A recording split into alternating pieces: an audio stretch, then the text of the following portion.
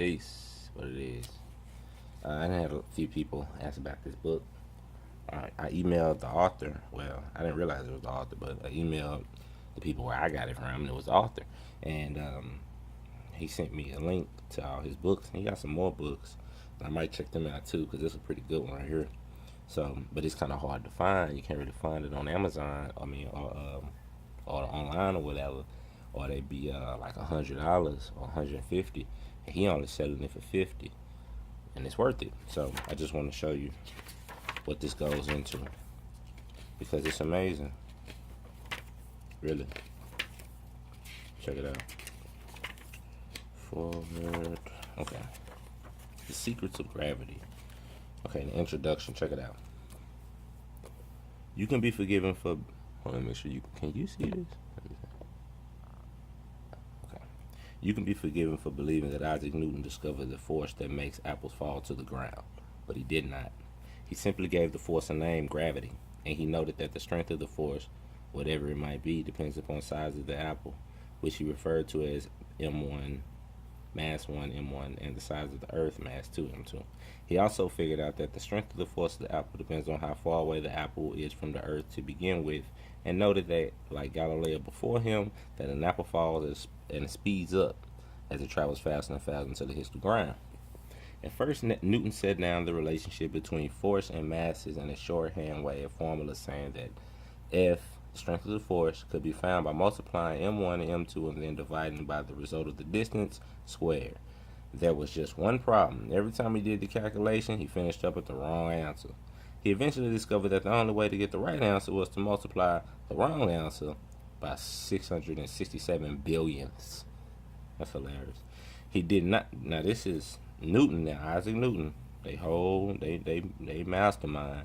He did not know where this tiny amount of force came from, but just like he had done with gravity, he gave the mysterious number a name, the gravitational constant G, making his final formula of force. Force equals gravitational constant times M1 times M2 divided by distance squared. It is hard to believe that since then, for more than 350 years, still no one understands what gravity is, or what causes it, or why we have to multiply the wrong answer by G, gravitational constant, to get the right one. And to this day, no one understands what G is or even where it came from, where it comes from. That's how sophisticated we are. No one understands why objects fall. And ain't this a bitch? Now y'all listening to this? Now, science doesn't understand gravity. They've simply only named it. Okay? They don't know why it works. They don't know why things fall. They don't know why they speed up, or at least they tell the public this. This is what they teach in school. They just teach the formula for gravity. And you see how he came up with that formula, just by multiplying shit by a whole bunch of 0.1s. Okay, the second most embarrassing problem for modern science is that no one understands why positive, this is very important. The second most embarrassing problem for modern science is that no one understands why the positive charges inside the middle of atoms simply do not spring apart, which is what you would expect them given that positive repels positive. To overcome the contradiction, physicists decided that the positive charges must in some way be glued together. So for the past 75 years have been searching for the glue, or more precisely, more than 300 types of glue, but have yet to find it. And no one understands, given that positive attracts negative, why the orbiting negative electron inside the atom do not simply get sucked into the positive bits in the middle of the atom. They just cannot understand it. When you place a magnet on a refrigerator door, you probably imagine that scientists understand how a magnet actually works, but they do not. As far as they are concerned, it seems to work by magic.